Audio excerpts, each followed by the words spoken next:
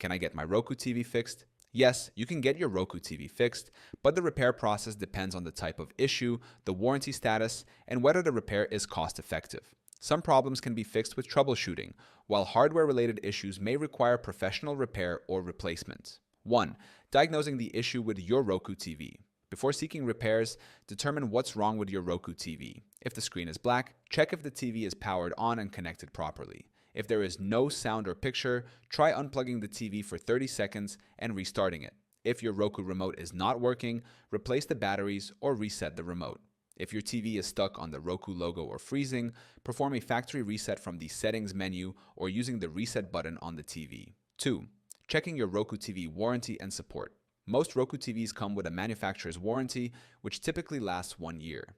To check if your TV is under warranty, look for your purchase receipt or invoice. Visit the TV manufacturer's website, TCL, Hisense, Sharp, etc. to check warranty coverage. Contact Roku support or the TV brand's customer service for repair options.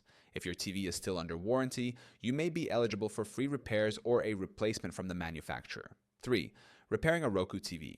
DIY versus professional repair. If your Roku TV is out of warranty, you have several options. DIY fixes. If the issue is software related, try updating the Roku system software or resetting the TV. Local TV repair shops.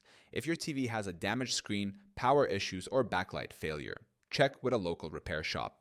Manufacturer repair services. Some brands offer official repair services, but costs may be high for major hardware failures. If the repair cost is close to or higher than buying a new TV, replacement might be a better option.